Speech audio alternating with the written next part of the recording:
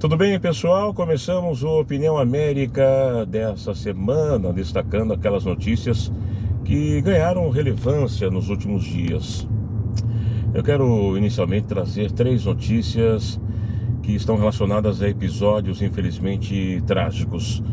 A primeira delas, nós vamos até a Alemanha, uma cidade que experimentou nos últimos dias um grave acidente, a ação de um motorista que invadiu uma feira, um mercado de Natal, e acabou deixando um rastro de destruição, centenas de feridos, além de 5 vítimas fatais.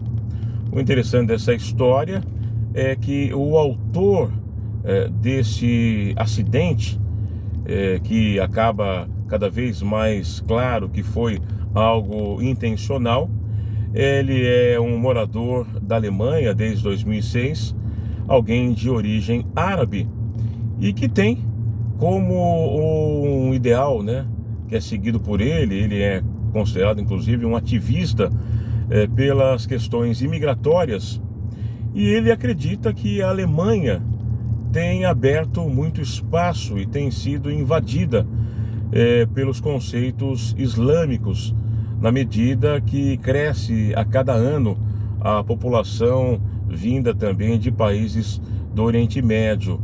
Como um ativista, então, das questões imigratórias, esse homem, mesmo de origem árabe, acabou, tendo como motivação, pelo menos essas são as informações nesse instante, motivações, então, ideológicas.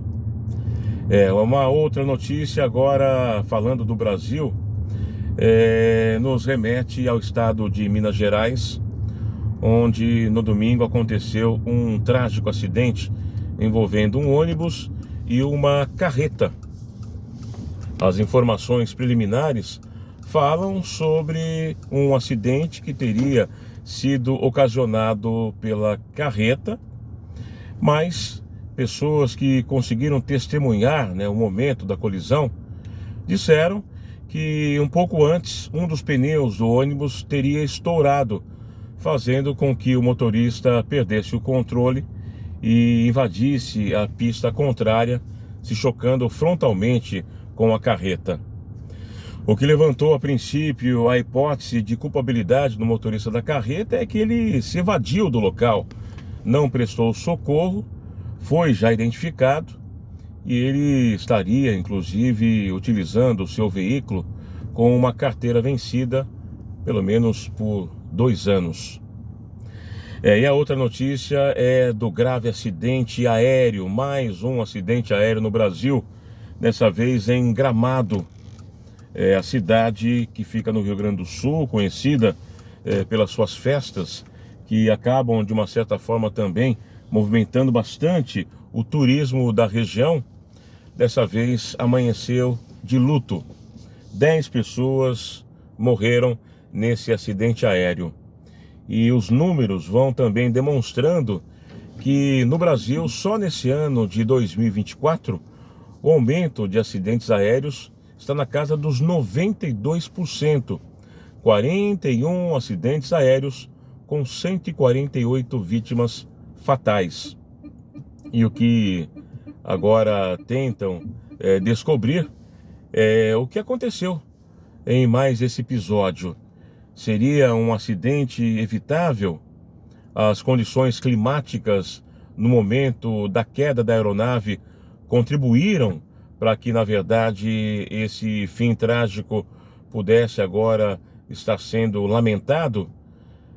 Teria ocorrido talvez algum erro humano, algum problema mecânico? Tudo isso será alvo da atenção do CENIPA e também das autoridades da aviação aérea brasileira.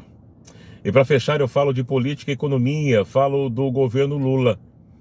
O governo Lula que passa talvez pelo seu pior momento nesse seu 3º mandato. Lula que chega na metade do Lula 3, sem força, com um pacote fiscal que acabou sendo desidratado no Congresso Nacional, perdendo a credibilidade junto ao mercado, com a sua popularidade também em baixa, e sem conseguir dar as respostas que o país precisa. Pela primeira vez, com um pouco mais de força, na última semana em Brasília, o tema impeachment voltou a ser cogitado. Obviamente que por partidos de oposição, mas também levantando muito temor, até mesmo no próprio governo. E fica a questão: Lula teria condições de se recuperar? Alguns já comparam esse atual momento do governo Lula com a fase mais difícil do governo de Dilma Rousseff, que acabou culminando na sua deposição do cargo. Nós vamos acompanhar, até porque o mercado, como eu disse, não vem reagindo bem. O governo Lula, através do ministro Haddad, não convenceu com o seu pacote fiscal e ficou muito aquém da expectativa e das necessidades de um país que precisa voltar a crescer de uma forma mais ordenada, com mais estabilidade e com menos gastos. Apesar do país estar conseguindo fazer um superávit e uma arrecadação recorde trimestre a trimestre, na mesma proporção, o governo não consegue fechar o rombo das dívidas. Nós temos agora o grande impasse, até porque há 2 anos das próximas eleições, a questão que mais soa entre os políticos do Brasil, e também agora respingando até mesmo junto ao eleitorado: Lula acabou? O seu governo já chegou ao fim? Lula vai se manter no cargo até 2026? E se ele cair, como vai ficar o Brasil? O presidente se reuniu com o presidente do Banco Central, com o próximo presidente do Banco Central, numa entrevista coletiva, tentando passar à nação uma ideia de que há consonância entre o executivo e que o Banco Central terá, inclusive, autonomia para continuar gerindo as questões econômicas, a questão do câmbio. O presidente que também fala à nação para tentar especificar os detalhes do seu planejamento econômico para os próximos 2 anos. Será que tudo isso conseguirá reverter a tendência de baixa de Lula à frente do Brasil? E para 2026? Lula de fato fora do páreo. A grande questão: quem poderá assumir o Brasil? E que Brasil nós teremos a partir de 2026 para um eventual novo mandato, caso a direita retome ao poder?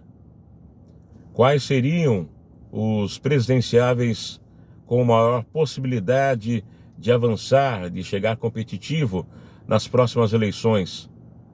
Fala-se ainda em Pablo Marçal, que continua pontuando bem nas pesquisas quando o seu nome é ventilado, e também de alguns governadores que nos seus estados conseguiram fazer bons trabalhos e gozam também de aprovação, como o governador de Goiás, Ronaldo Caiado, de Minas Gerais, Romeu Zema, Ratinho Júnior, do Paraná, Tarcísio de Freitas, em São Paulo.